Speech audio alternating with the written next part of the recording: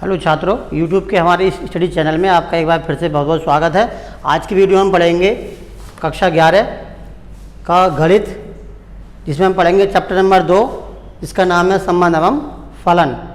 इससे पहला चैप्टर हम इससे पिछली वीडियो में पढ़ा चुके हैं। जिसे अभी वो पहला चैप्टर पढ़ना है वो हमारी इससे पिछली वीडियो ज़रूर देखें। तो इसका संबंध एवं फलन, जिसे हम कहते हैं इंग्लिश में रिलेशन एंड फंक्शन। तो रिलेशन सबसे पहले हम समझेंगे रिलेशन क्या होता है और उसके बाद में समझेंगे फंक्शन क्या होता है। तो रिलेशन के बारे में पहले समझते हैं। इसमें हम क्या पढ़ेंगे, रिलेशन के बारे में पढ़ेंगे पहले, उसके बाद हम पढ़ेंगे ऑर्डर्ड पेयर। ऑर्डर्ड पेयर जिसे हम कहते हैं हिंदी में क्रमित युग्म। क्रमित युग्म। उसके बाद में पढ़ेंगे number of A cross B, कि ए क्रॉस बी में कितने अवयव होंगे, कितने एलिमेंट होंगे, ये हम पढ़ेंगे। इसके बाद में हम पढ़ेंगे कि डोमेन क्या होती है, डोमेन ऑफ रिलेशन। फिर हम पढ़ेंगे रेंज ऑफ रिलेशन। इसकी हिंदी भी समझ से रहिए। डोमेन को हम प्रांत कहते हैं, प्रांत। मैं इसलिए आपको इंग्लिश में बता रहा हूँ कि उसके बाद में आपको टोटल इंग्लिश मीडियम ही पढ़ना है, मैथमेटिक्स। इसलिए कुछ शब्द यदि अभी से जानकर चलेंगे तो आगे के लिए बहुत अच्छा रहेगा। तो डोमेन ऑफ रिलेशन मतलब संबंध का प्रांत लिख सकते हैं, संबंध का प्रांत। और रेंज कहते हैं हम परिसर के लिए, परिसर ऑफ ए रिलेशन। तो उसके बाद में कहते हैं डोमेन, रेंज और कोडोमेन।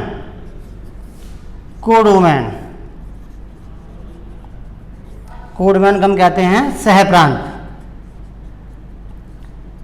सहप्रांत कैसे निकालते हैं, इस सब के बारे में समझेंगे एग्जाम्पल सहित।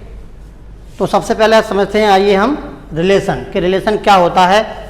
जैसा कि हम जानते हैं मनुष्य एक सामाजिक प्राणी है, और जो समाज में कुछ रिलेशन होते हैं, जैसे पिता पुत्र का रिलेशन है, संबंध है, और पति पत्नी का रिलेशन है, भाई भाई का रिलेशन है, भाई बहन का रिलेशन है। तो ये तो होते एक सामाजिक रिलेशन। क्योंकि यहाँ पर हम गणित की भाषा में पढ़ रहे हैं, तो यहाँ पर क्या रहेगा रिलेशन, इसके बारे में आइए समझते हैं। यदि कोई दो सेट ले लें हम, ए क्रॉस ए और बी, कोई ये दो सेट हैं ए और बी, और ए बी से रिलेटेड है, तो सबसे पहले हम कैसे लिखेंगे इसको, ए रिलेटेड टू बी। तो किस प्रकार लिखेंगे इसको, किस प्रकार समझेंगे। यदि इनका कार्टेशियन प्रोडक्ट निकालें हम, कार्टेशियन प्रोडक्ट कैसे निकालते हैं ये मैं अभी आपको बताऊंगा। तो यदि कोई रिलेशन लें हम, ए क्रॉस बी को हम इनको कार्टेशियन प्रोडक्ट करें, तो जो रिलेशन होगा वो इनका क्या होता है, सबसेट होगा। अब ये सबसेट के बारे में हम इससे पहले चैप्टर में बता चुके हैं कि सबसेट क्या होता है। एक बार मैं फिर बता दूँ, यदि A is the subset of B लिखा जाए तो इसका मतलब ये होता है कि ए का एवरी एलिमेंट, मतलब ए का प्रत्येक एलिमेंट बी में है, और बी में कम, ऐसा आवश्यक नहीं है कि बी का प्रत्येक एलिमेंट ए में हो। मतलब कोई ना कोई एलिमेंट ऐसा होगा बी में जो ए में नहीं होगा, लेकिन ए का प्रत्येक एलिमेंट बी में होना चाहिए, इसलिए हम कहते हैं सबसेट। और इसको हिंदी में हम कहते हैं उपसमुच्चय। तो आशा करता हूँ कि ये समझ में आ गया होगा। यदि समझ नहीं आया तो इससे पिछली वीडियो आप देख सकते हैं। तो अब क्या रिलेशन, यहाँ से क्या डेफिनेशन बनी इसकी रिलेशन की, डेफिनेशन ये बनी कि A relation is the subset of A cross B. Hindi में भी लिख सकते हो आप कि एक संबंध ए क्रॉस बी का उपसमुच्चय होता है। एक संबंध ए क्रॉस बी का उपसमुच्चय होता है।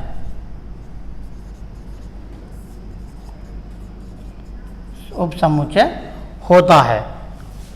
इस प्रकार से आप समझ सकते हैं हिंदी में भी। अब हम समझते हैं, आइए कि ए क्रॉस बी, सबसे पहले हम कार्टेशियन प्रोडक्ट समझते हैं। इसमें कार्टेशियन प्रोडक्ट कैसे निकालते हैं, उसके बाद में डोमेन और रेंज समझेंगे।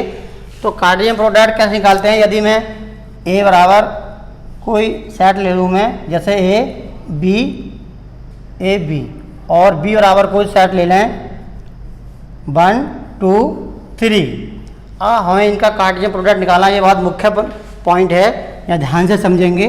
तो हमें निकालना है ए क्रॉस बी।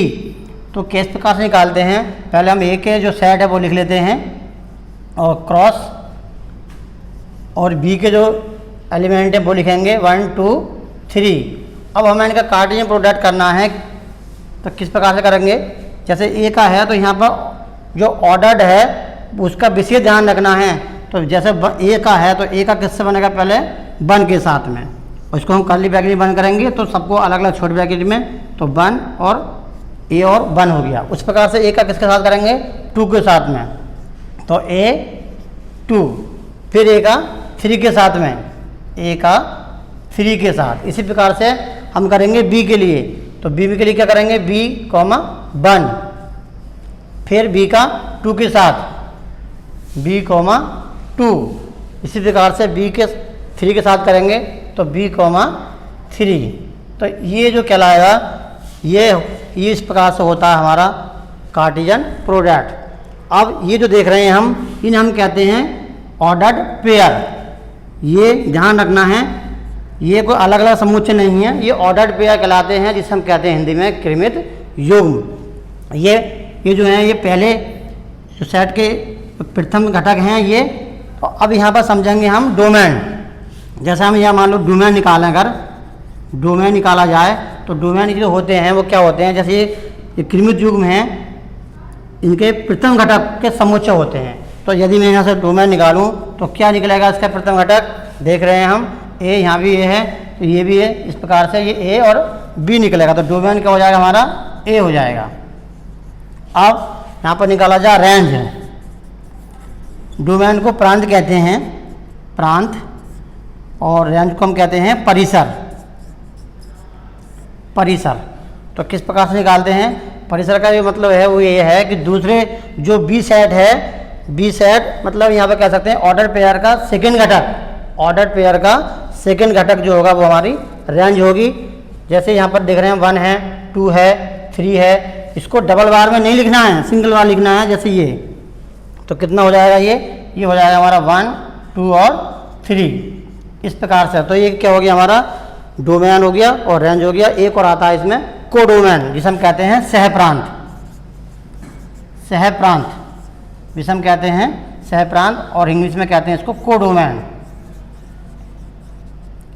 कोडोमेन। तो ये पूरा जो सेट होता है बी, वो कहलाता है हमारा जो बी सेट रहेगा। जैसे मैं बी सेट ये था, अगर इनका इस प्रकार से रिलेशन बनाया जाए, इस प्रकार से मैपिंग के द्वारा, तो ये ए, ये बी, और यहाँ पर ये जो रहेगा 1 2 और 3। तो यहाँ पर मैपिंग करेंगे तो ए का 1 के साथ में हो जाएगा, और ए का 2 के साथ भी हो जाएगा, और यहाँ पर ए का 3 के साथ भी रहेगा, और बी का 1 के साथ, और बी का 2 के साथ भी है, और बी का 3 के साथ भी है। तो इस प्रकार से हम मैपिंग करते हैं इनकी रिलेशन में। तो इससे समझें ये ए है सेट और ये बी है, बहुत आसान भाषा में समझें। जो सेट ए है वो कहलाएगा हमारा डोमेन, और जो सेट बी है जिससे ये मैप कर रहे हैं, केवल मैप कर रहे हैं। यदि कोई यहाँ पे एक और ले लूँ, मान लो मैं यहाँ 4 ले लूँ, तो ये मैप नहीं कर रहे हैं। तो यदि ये मैप नहीं कर रहे हैं तो ये हम रेंज में नहीं लेंगे। रेंज में हम वही एलिमेंट लेंगे बी के जो ए के जो एलिमेंट है वो बी से मैप कर रहे हैं। तो इसका मतलब ये हुआ केवल 1 से कर रहे हैं, 2 से कर रहे हैं, 3 से कर रहे हैं, 4 से मैप नहीं कर रहे हैं, तो रेंज में हम 4 को नहीं लेंगे।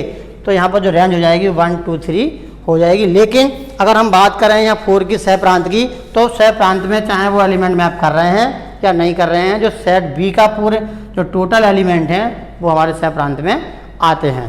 तो लेकिन यहाँ पर मैंने समझाने के लिए यहाँ 4 लिखा, तो यहाँ पर यहाँ 4 नहीं था सेट में, इसलिए कोडोमेन भी क्या हो जाएगा, कोडोमेन भी हमारा 1 2 और 3 हो जाएगा, और ये क्या हो जाएगा हमारा आंसर। ये बहुत मुख्य पॉइंट है, यहाँ से ये क्वेश्चन भी पूछा जाता है। अब हम पढ़ेंगे कि ए क्रॉस बी में किस प्रकार से नंबर निकाले जाते हैं, जो एलिमेंट निकाले जाते हैं वो हम समझेंगे।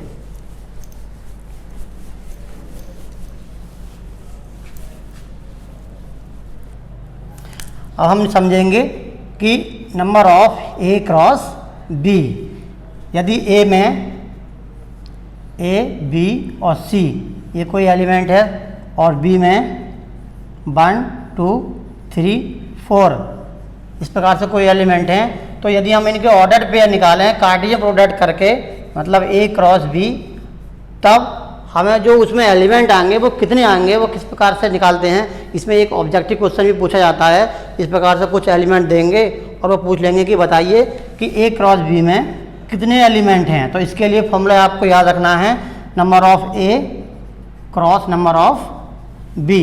अब सिंपल सी बात है कि यहाँ पर देख रहे हैं कि ए में कितने नंबर हैं 1 2 3, तो यहाँ पर 3 ले लेंगे क्रॉस, और बी में कितने एलिमेंट हैं 1 2 3 4, तो यहाँ पर 4 ले लेंगे। तो ये कितना जाएंगे 4 तिया 12। इस प्रकार से ए क्रॉस बी में आएंगे वो टोटल एलिमेंट जो आएंगे वो कितने आएंगे 12 आएंगे। चाहो तो आप इसको करके भी देख सकते हो। चलो मैं दिखा देता हूँ। जैसा हमें निकालना है ए क्रॉस बी, तो ए के एलिमेंट कितने हैं ए बी सी, और क्रॉस बी कितने हैं 1 2 3 4। इससे हम ये सिद्ध भी कर सकते हैं कि हमारा जो सूत्र है वो सही है या गलत है। तो देखते हैं। तो सबसे पहले मैंने बताया था अभी कार्टेशियन प्रोडक्ट में ए का ए के 1 के साथ, ए का 2 के साथ, इसी प्रकार से ए का 3 के साथ, ए का 4 के साथ, इसी प्रकार से तीनों का लेना है। तो कितना आएगा ए कॉमा 1, फिर ए का 2 के साथ लेंगे, फिर ए का 3 के साथ, फिर ए का 4 के साथ। इसी प्रकार से आप बी का लेंगे तो बी का 1 के साथ, बी कॉमा 1, और बी का 2 के साथ, बी कॉमा 2, और बी का 3 के साथ, बी कॉमा 3, और बी का 4 के साथ। इसी प्रकार से हमें क्या लेना है सी का लेना है, तो सी का 1 के साथ, और सी का 2 के साथ, फिर सी का 3 के साथ, और सी का 4 के साथ। अब आप इनको काउंट कीजिए। तो इसी प्रकार से जैसा हमने ए और बी लिया है तो उस प्रकार से सी लेंगे, सी का 1 के साथ, सी का 2 के साथ, सी का 3 के साथ, और सी का 4 के साथ। अब आप इन्हें काउंट कीजिए, देखते हैं कितने हैं। ये पूरा 1 है, 1 2 3 4 5 6 7 8 9 10 11 और 12। तो मैंने कहा यदि हम वहाँ पर ऑब्जेक्टिव क्वेश्चन में इस प्रकार से करेंगे तो बहुत समय लगेगा। तो ये फॉर्मूला अगर यदि आपको ध्यान है तो यहाँ से हम तुरंत ही टिक कर सकते हैं कि इसमें कितने एलिमेंट आएंगे। तो इस प्रकार से ये फॉर्मूला हमें ध्यान रखना है। अब हम आगे देखते हैं, कोई क्वेश्चन ले लेते हैं एक।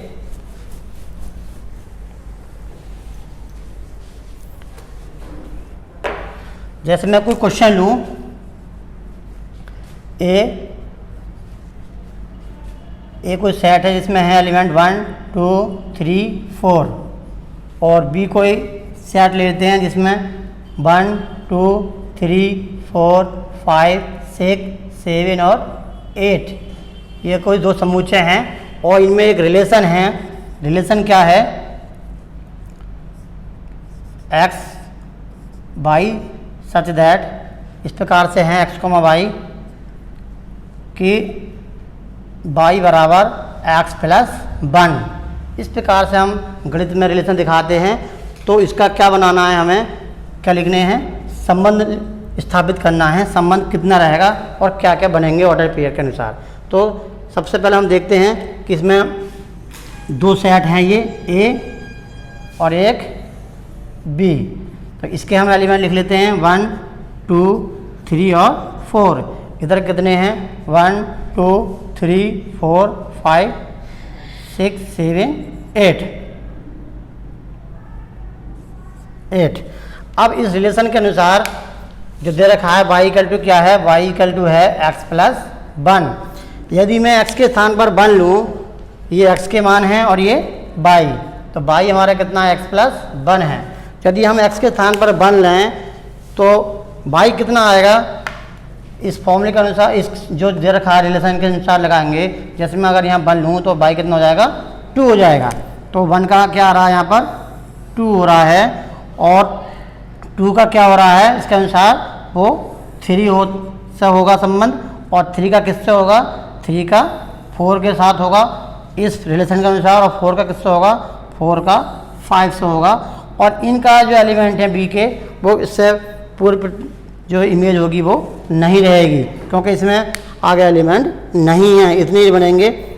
तो जो रिलेशन बनेगा वो क्या बनेगा, रिलेशन को हम लिख लेंगे 1 का 2 के साथ, कॉमा, और 2 का 3 के साथ, इसी प्रकार से 3 का 4 के साथ,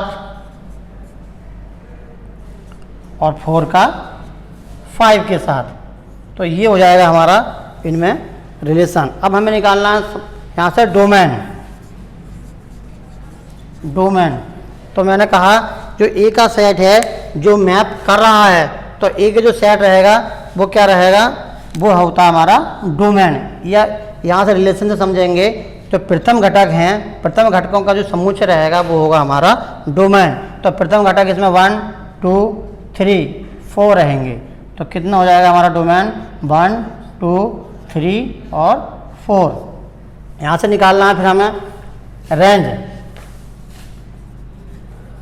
रेंज को मैं बता चुका हूँ, हिंदी में कहते हैं हम परिसर।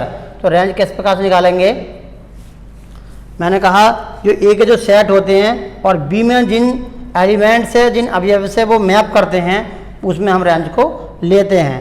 तो यह रिलेशन से समझ सकते हैं कि जो सेकंड ऑर्डर पेयर के जो सेकंड घटक हैं उनका जो समुच्चय होगा वही क्या होगा हमारा रेंज। सेकंड घटक कौन सा है, यहाँ से देखते हैं 2 है, 3 है, 4 है और 5 है। तो लिख सकते हैं यहाँ से हम, या यहाँ से देखते हैं डायग्राम से 2 3 4 5, जिस पर वो मैच हो रहे हैं बस रेंज में वो आ जाएंगे। तो कितना हो जाएगा 2 3 4 5। और 6 को हम यहाँ नहीं ले सकते क्योंकि 6 किसी भी संख्या से मैच नहीं कर रहा है, या 6 किसी एलिमेंट की भी इमेज नहीं है। अब हम निकालेंगे यहाँ से कोडोमेन। तो कोडोमेन कैसे निकालते हैं, मैंने कहा था जो सेट बी है उसमें जो संख्या वो भी आ जाती हैं जो मैच है, इमेज है किसी की या नहीं है। तो कितना हो जाएगा 1 से लेकर 8 तक जो भी एलिमेंट हैं वो सब क्या किस में आ जाएंगे, कोडोमेन में आ जाएंगे। तो कितना हो जाएगा हमारा 1 2 3 4 5 6 7 और 8। इस प्रकार से हम निकालते हैं किसी भी संबंध का रिलेशन में कोडोमेन, डोमेन और रेंज। इस प्रकार का प्रश्न पूछा भी आता है और आते भी हैं। तो आपको जो क्वेश्चन है वो इस प्रकार से और करने हैं। अगले आइए और एक प्रश्न और ले लेते हैं कोई। इसमें एक क्वेश्चन और बहुत पूछा जाता है,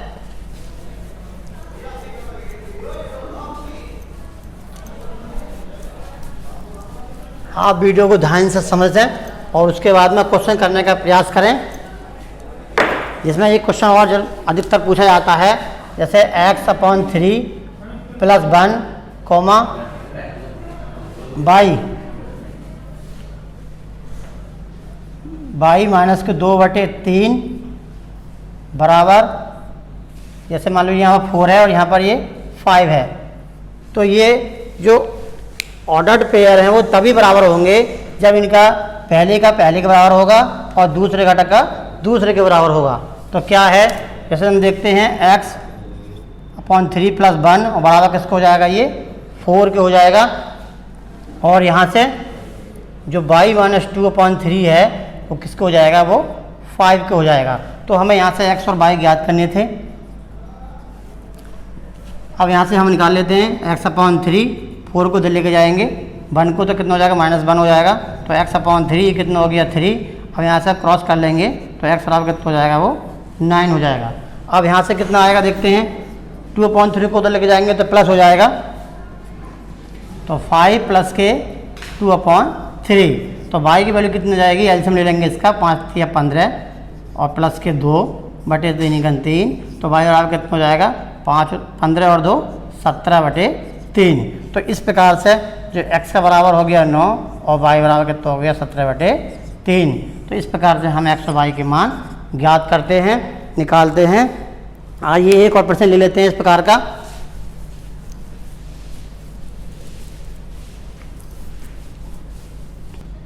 तो आइए रिलेशन का क्वेश्चन नंबर 2 ले लेते हैं।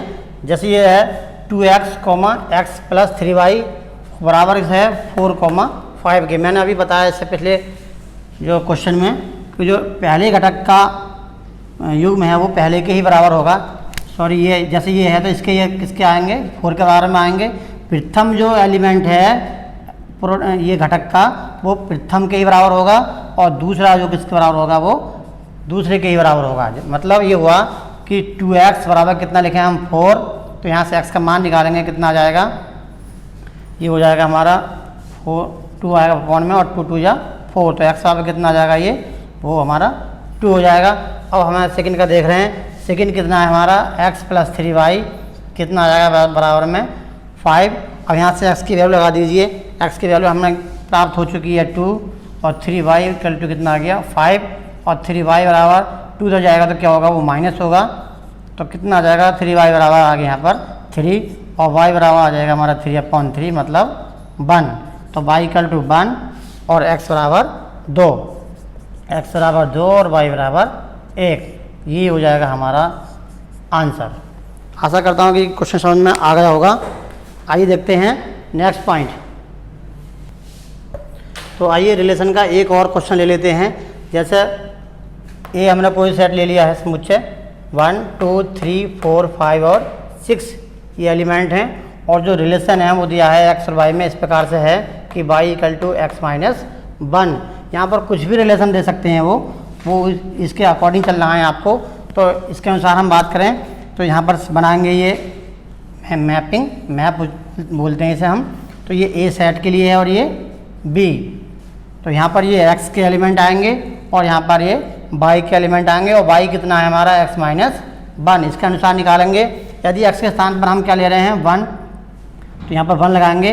अब इस रिलेशन के अनुसार x के स्थान पर क्या लगाएंगे हम 1, तो कितना हो जाएगा, ये 1 माइनस 1 करेंगे तो 0, तो यहाँ पर कितना आएगा वो 0 आएगा।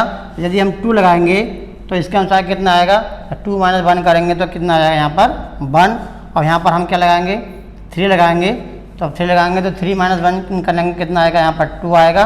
इस प्रकार से 4 करेंगे तो कितना आएगा, वो 3 आएगा, और यहाँ पर हम 5 करेंगे तो यहाँ कितना आएगा 4 हो जाएगा। एक घटा कर निकालना होता है, इसके अनुसार 6 लेंगे तो कितना आएगा, यहाँ पर 5 आएगा। अब हम देख रहे हैं कि 1 का किसके साथ मैप हुआ है 0 के साथ में, और 2 किसके साथ मैप हुआ है 1 के साथ में, और 3 किसके साथ हुआ है 2 के साथ में, और 4 हमारा 3 के साथ, और 5 4 के साथ, और 6 5 के साथ। अब हमें निकालना है इसका डोमेन।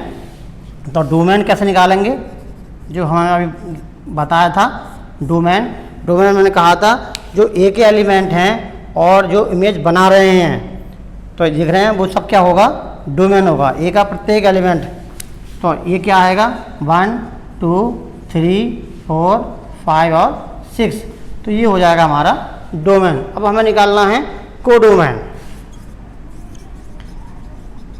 कोडोमेन जिसे हम कहते हैं सह प्रांत, इसे हम कहते हैं प्रांत, इसे कहते हैं हम सह प्रांत। तो सह प्रांत कैसे निकालेंगे, जो सेट बी है इसमें सारे एलिमेंट आ जाते हैं बी के, चाहे वो किसी से मैप हैं या नहीं, मतलब जो इमेज बना रहे हैं पहले या नहीं बना रहे हैं, इसमें सभी इमेज बना रहे हैं वो एक अलग बात है, लेकिन इसके बी के हमें प्रत्येक एलिमेंट को लेना होता है।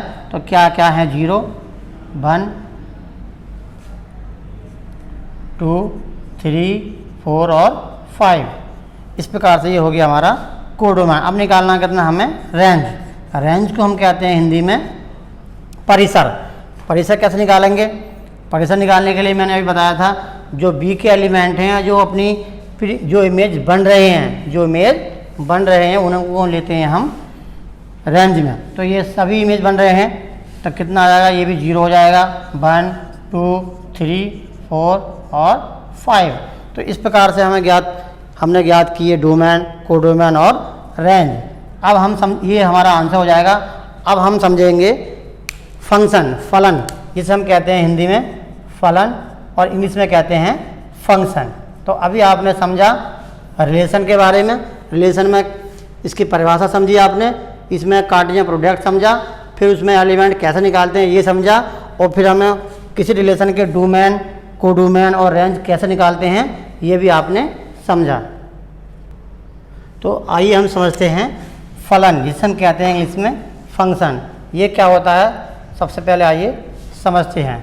जैसे हमने रिलेशन में समझा, यदि कोई दो सेट ले लें ए व बी और इनमें कोई संबंध है एफ, तो इसको हम लिखते किस प्रकार से हैं कि एफ, और इसका मतलब ये होता है कि एफ जो रिलेशन है वो ए से बी को इस प्रकार से जोड़ता है, मतलब कि f A to related to B, मतलब ए बी से संबंध रखता है इस प्रकार से।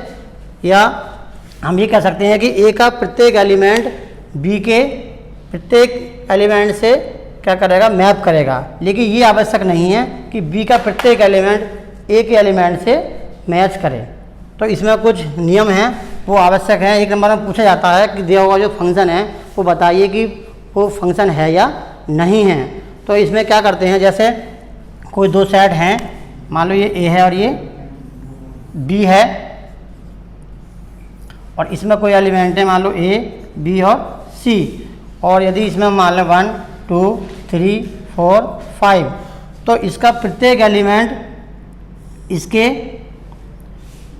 जो एक एलिमेंट है उसकी कई इमेज हो सकती हैं। इसमें ये बहुत ध्यान से समझना है। मैंने कहा अभी ए के एक एलिमेंट की कई इमेज बी में हो सकती है, लेकिन बी के एक इमेज की प्री इमेज ए में नहीं हो सकती हैं कई। एक बार फिर समझें, ए का जो एक एलिमेंट है या प्रत्येक एलिमेंट है तो इसमें कई इमेज हो सकती हैं, जैसे ए की 1 भी हो सकती है, ए की 2 भी हो सकती है, ए की 3 भी हो सकती है। तो ये इस प्रकार का हो सकता है। लेकिन अगर इस प्रकार से पूछा जाए, इस प्रकार से दिया है कोई बैन आरेख, ये कोई दे रखा है मैपिंग, जैसे मान लो ए बी सी और यहाँ पर 1 2 3, तो इस प्रकार से यदि दे रखा है कि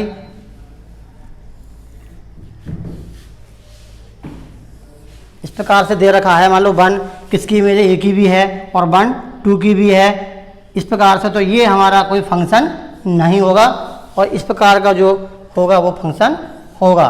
तो आशा करता हूँ समझ गए होंगे फंक्शन के बारे में। तो एक नंबर में यहाँ से क्वेश्चन जरूर पूछा जाता है। तो अब हम ज्ञात करेंगे फंक्शन की डोमेन, कोडोमेन और रेंज कैसे ज्ञात करते हैं। तो सबसे पहले क्वेश्चन नंबर 1 में हम जैसे कोई फंक्शन दे रखा है इस प्रकार से, तो यहाँ पर कुछ वैल्यू निकालने के लिए दी जाती है। तो कैसे ज्ञात करते हैं वैल्यू, जैसे कोई फंक्शन दिया है f x equal to x square plus 5x minus 3, तो इस फंक्शन के माध्यम से हमें f-2 f3 या कुछ अन्य वैल्यू भी निकालने पूछ सकते हैं। तो किस प्रकार से निकालते हैं, ये बहुत आसान प्रश्न है। यहाँ पर देख रहे हैं f-2 है, तो x के स्थान पर कुछ नहीं करना है, बस कितना लगाना है, -2 पुट करना है। जैसे x के स्थान पर कितना लगाना है, -2। अब यहाँ पर जो भी घात हो वो लगानी है, यहाँ पर स्क्वायर है तो स्क्वायर लगा देंगे, और +5, और यहाँ पर कितना है, x के स्थान पर -2 है और -3। हम जानते हैं -2 का वर्ग करेंगे तो कितना आएगा, वो 4 आएगा, और यहाँ पर हम गुणा करेंगे तो -10 आएंगे, और माइनस प्लस का होता है माइनस होता है, और -3, तो कितना हो जाएगा, ये 4 प्लस का है और ये माइनस के हैं 10 और -3 भी, तो कितना हो जाएंगे, ये -13। तो ये 4 में से 30 निकालेंगे तो कितना आ जाएगा, -9। तो इस प्रकार से ये f-2 की वैल्यू आ जाएगी -9। अब हमें याद करनी है कितनी, f3। तो बहुत आसान है, ये भी कुछ नहीं करना है। x के स्थान पर जैसे हमने अभी -2 लगाया उसी प्रकार से क्या लगाएंगे, 3 लगाएंगे फंक्शन में। तो 3 है स्क्वायर प्लस के 5 × 3 और -3, तो ये कितना हो जाएगा, 9 हो जाएगा, और ये 5 या 15 और -3 दोनों प्लस के वैल्यू हैं, तो ये कितना हो जाएगा, ये हो जाएगा 24 प्लस का, और ये -3, 24 में 3 निकालेंगे तो कितना आ जाएगा हमारा 21 या 21 आ जाएगा। इस प्रकार से हमें f3 की मान भी प्राप्त हो गया। इस प्रकार का कोई क्वेश्चन है तो आप इस प्रकार से हल कर सकते हैं। आइए देखते हैं अगला प्रश्न। तो जैसे अगला क्वेश्चन ले लेते हैं हम, मान लो इससे पहले ले लिया 2, क्वेश्चन नंबर 2 लेंगे। अब जैसे क्वेश्चन दे रखा है x-4/x-3 का डोमेन प्रांत ज्ञात कीजिए। तो कैसे करते हैं, यहाँ पर f(x) बराबर ये दिया होगा, तो इसमें हम क्या करेंगे, जिस फंक्शन पर ये वैल्यू डिफाइन होगी, जिस फंक्शन पर ये वैल्यू डिफाइन होगी वो ही हम कहते हैं यहाँ से कि वो फंक्शन जो है वो परिभाषित है। तो कैसे करेंगे देखते हैं, आइए। जैसे दे रखा है f(x) बराबर x-4, f(x) बराबर x-4/x-3।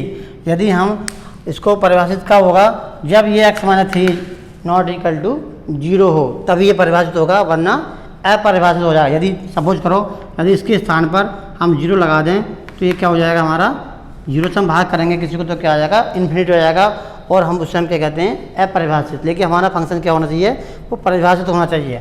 तो यहाँ पर जो निकालने का तरीका वो इस प्रकार निकालते हैं, जैसे x माइनस के 3 वो क्या होना चाहिए, नॉट इक्वल टू जीरो होना चाहिए।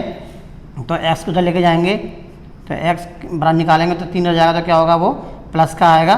तो यहाँ पर ये 3 आ जाएंगे और ये नॉट इक्वल टू 3 हो जाएगा। तो इसका मतलब ये हो गया कि सारी रियल संख्याएँ को छोड़ 3 को छोड़ करके जितनी भी संख्याएँ हैं रियल संख्याएँ, उन पर सब पर ये जो फंक्शन है वो परिभाषित हो जाएगा। तो यहाँ पर जो हम डोमेन निकालेंगे, डोमेन वो सभी रियल संख्याएं होंगी लेकिन इस 3 को छोड़ करके। इसका मतलब ये होगा कि 3 को हम रियल संख्या में से निकाल देंगे तो जो भी फंक्शन होगा उन सभी संख्याओं पर क्या हो जाएगा, वो परिभाषित हो जाएगा। तो ये हमारा क्या हो जाएगा, डोमेन हो जाएगा। इस प्रकार से हम निकालते हैं डोमेन, ये हो जाएगा हमारा आंसर। यदि इसके मान लो रेंज निकालना पूछी जाए, रेंज भी ज्ञात कीजिए, चलिए हम इसका रेंज भी ज्ञात कर देते हैं। तो हम इसको एफ को क्या मानते हैं, बाई मानते हैं। बाई इक्वल टू क्या मानेंगे, एफ एक्स माना या लेट कर लेते हैं। तो ये बाई इक्वल टू कितना हो जाएगा, एक्स माइनस के 4 अपॉन एक्स माइनस 3। अब एक्स की वैल्यू निकालेंगे हम बाई के रूप में, तो ये कितना आ जाएगा हमारा, एक्स वाई माइनस के 3y equal to x minus 4। अब एक्स की तरफ ले लेते हैं तो एक्स वाई माइनस के एक्स बराबर हो जाएगा 3y माइनस 4। यहाँ से एक्स ले लेते हैं कॉमन, तो y माइनस 1 इक्वल टू कितना हो जाएगा, 3y माइनस 4। अब यहाँ से हम एक्स निकालेंगे तो कितना आ जाएगा, 3y माइनस के 4 और अपॉन में y माइनस 1। उसी प्रकार से हो गया। अब यहाँ पर ये जीरो नहीं होना चाहिए, तो रेंज निकालने के लिए क्या करेंगे, y माइनस के 1 नॉट इक्वल टू क्या होगा, वो जीरो होगा। तो कितना हो जाएगा, y equal to not equal to 1 आना चाहिए। तो सभी संख्याएं होंगी, जो रेंज निकल के आएगी वो क्या हो जाएगी, हमारी रेंज हो जाएगी कि रियल संख्याएं होनी चाहिए, इनमें से 1 नहीं होना चाहिए। तो 1 को हम क्या करेंगे, हटा देंगे। तो इस प्रकार से ये हो जाएगा हमारा आंसर। आइए एक और क्वेश्चन देख लेते हैं। क्वेश्चन कर लेते हैं 3 हम, जैसे दे रखा है एफ एक्स बराबर under root x square minus 9 का क्या निकालना, हमें डोमेन निकालना है। तो ये रूट के जो फंक्शन है किस प्रकार से हम ज्ञात करते हैं, जब ये परिभाषित होगा, जब ये क्या होना चाहिए, हमारा परिभाषित होना चाहिए। मतलब ये क्या होना चाहिए, जैसे एक्स स्क्वायर माइनस के 9 है तो ये पॉजिटिव होना चाहिए, मतलब जीरो से बड़ा होना चाहिए। यदि हम जीरो लेंगे तो वो क्या हो जाएगा, हमारा अपरिभाषित हो जाएगा। और हमें जैसे इसका निकालना है तो एक्स स्क्वायर इस फॉर्मूले के रूप में लिख सकते हैं, जैसे एफ एक्स बराबर अंडर रूट जी एक्स है। तो इसको जो हम परिभाषित करेंगे वो इस प्रकार से करेंगे, जी एक्स ग्रेटर दैन और इक्वल टू क्या होना चाहिए, जीरो होना चाहिए। इसकी ये प्रॉपर्टी भी है। तो एक्स स्क्वायर माइनस के 9 ग्रेटर दैन और इक्वल टू कर देंगे जीरो। अब इसको हम लिख सकते हैं एक्स स्क्वायर माइनस के 3 का स्क्वायर इस प्रकार से। तो इसको एक बार प्लस और एक बार माइनस लिखेंगे, x minus 1 plus 1 plus sorry x plus 3 और एक्स माइनस 3। ये तो हम क्या करेंगे, इसको हम बेबी कर्व के अनुसार भी निकाल सकते हैं। तो जैसे ये यहाँ से क्या होते हैं, माइनस के इन्फिनिटी होते हैं और ये सब प्लस इन्फिनिटी होते हैं। बेबी कर्व के बारे में आपने नहीं सुना होगा, लेकिन थोड़ा सा समझ लेते हैं संक्षिप्त रूप में। तो यहाँ पर हम देख रहे हैं कि x की वैल्यू यहाँ से निकालेंगे तो कितनी आएगी, वो -3 आएगी, और यहाँ से वैल्यू निकालेंगे तो कितनी आएगी, वो 3 आएगी। तो यदि हम दो वैल्यू लगा दें, पहले माइनस वाले चल रहे हैं तो पहले क्या आएगी, माइनस के 3 आएगी, और यहाँ पर देख रहे हैं कि उनको कितना है, वो 3 है। तो हम देख रहे हैं कितना आएगा, ये जो पार्ट है इस प्रकार का, ये ग्रेटर वाला पार्ट होता है, ये सब ये वाला पार्ट, और ये क्या होता है हमारा, वो लेस वाला पार्ट होता है। हम देख रहे हैं यहाँ पर जो चिन्ह है वो किसका है, वो ग्रेटर का है। ये बहुत ध्यान से समझना है यहाँ पर। यदि लेस वाला पार्ट होगा तो हम सिर्फ ये जो लेस वाला पार्ट है वो लेंगे, और यदि ग्रेटर वाला पार्ट है तो हम ये वाला दोनों लेंगे। तो हम देख रहे हैं ग्रेटर की वैल्यू कहाँ से कहाँ तक जा रही है, -∞ से वो -3 तक जा रही है, और ये डबल है तो क्या ले लेंगे, यहाँ पर यूनियन ले लेंगे, और 3 से कहाँ तक जा रही है, +∞ तक जा रही है। तो जो हमारा मान हो जाएगा, वो जो डोमेन हो जाएगा हमारा, ये हो जाएगा -∞ से। अब इन्फिनिटी पर यहाँ पर देखो इंटरवल का यूज भी आएगा। इंटरवल मैंने इससे पहले चैप्टर में बताया है कि इंटरवल कैसे ज्ञात करते हैं, कैसे लगाते हैं। तो इन्फिनिटी में जो आएगा वो ओपन इंटरवल आता है, और यहाँ पर देख रहे हैं वो 3 पर क्या है, दोनों पर कितना है, ग्रेटर है, और इक्वल टू का चिन्ह भी है, जहाँ ये चिन्ह आता है वहाँ पर क्या लगाते हैं हम, यहाँ पर क्लोज इंटरवल लगाते हैं इस प्रकार से। अब लिखेंगे यहाँ पर हम यूनियन, अब 3 से, अब 3 देख रहे हैं तो 3 पर भी क्या है, ग्रेटर आएगा, और यहाँ पर ये इन्फिनेटिव, प्लस इन्फिनेटिव।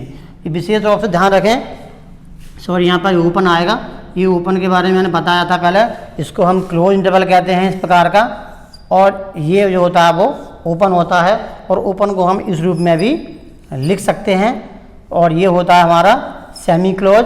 इसी प्रकार से एक और होता है ये, इस प्रकार से सेमी क्लोज को भी लिख सकते हैं। तो ये क्या है, हमारे इंटरवल हैं। तो हमें इस प्रकार से डोमेन प्राप्त हुआ। चलिए क्वेश्चनों के क्रम में एक और क्वेश्चन ले लेते हैं हम। यदि एफ एक्स बराबर एक्स प्लस 1 अपॉन में एक्स माइनस 1 है तो एफ ऑफ एफ एफ 3 का मान ज्ञात करना है। ये हम किस प्रकार से ज्ञात करेंगे, तो हम देख रहे हैं सबसे पहले ये F3 है, तो हम सबसे पहले F3 ज्ञात करेंगे, उसके बाद में जो F3 हो पाएगा उसका भी F निकालेंगे।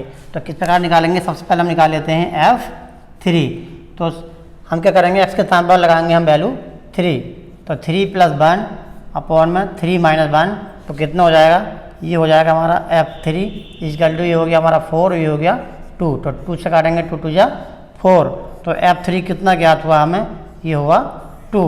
लेकिन हमें ये नहीं चाहिए, हमें निकालना क्या है, हमें निकालना है F3 का फंक्शन, F3 इस प्रकार से निकालना है F3। तो हम क्या करेंगे, यहाँ पर इसका मान लगाएंगे, तो ये कितना हो जाएगा, ये इसका वैल्यू हम ज्ञात कर चुके हैं, वो हमारे 2 है ये। अब हम निकालेंगे इस फंक्शन के अकॉर्डिंग F2 पर, तो कितना आएगा, ये आएगा 2 + 1 अपॉन में 2 - 1, तो ये कितना हो जाएगा, ये हो जाएगा हमारा 2 बराबर कितना हो गया, 2 + 1 कितना हो गया 3, और यहाँ पर 2 में से बन गया 1, तो हमारा जो F2 प्राप्त हुआ वो हुआ हमारा 3। इस प्रकार से हम देख रहे हैं कि फंक्शन ऑफ F3 की जो वैल्यू प्राप्त हुई वो हुई हमारी 3, और यही हो जाएगा हमारा छात्रों आंसर। तो अभी आपने इस वीडियो में पढ़ा, रिलेशन के बारे में पढ़ा, रिलेशन क्या होता है, और रिलेशन के जो कार्टेशियन प्रोडक्ट हैं वो किस प्रकार से ज्ञात करते हैं। उसके बाद में उनका डोमेन निकालना भी सीखा, कोडोमेन निकालना सीखा, और रेंज निकालना भी सीखा। इसके बाद में आपने उसमें कुछ क्वेश्चन भी पढ़े, और उसके बाद में आपने पढ़ा फंक्शन फलन क्या होता है, और फंक्शन की डोमेन, कोडोमेन और रेंज किस प्रकार से ज्ञात करते हैं ये भी पढ़ा। उससे संबंधित कुछ क्वेश्चन भी हल किए। जो क्वेश्चन एक्सरसाइज में वो छोटे हैं वो आपको PDF के माध्यम से भेजे जाएंगे। आपको उन्हें इसी प्रकार से अपनी फेयर कॉपी में लिखना है, समझना है, सारे एग्जाम्पल भी स्वयं करने हैं। यदि किसी प्रकार की यदि कोई भी परेशानी पड़ती है तो जो नंबर है हमारा वो ये इस प्रकार का नंबर लिख लें, 99 173 78 458, ये मेरा पर्सनल नंबर है। इस नंबर पर भी इस गणित की समस्या संबंधित मुझे फ़ोन करके पूछ सकते हैं और अपनी समस्या का समाधान कर सकते हैं। धन्यवाद।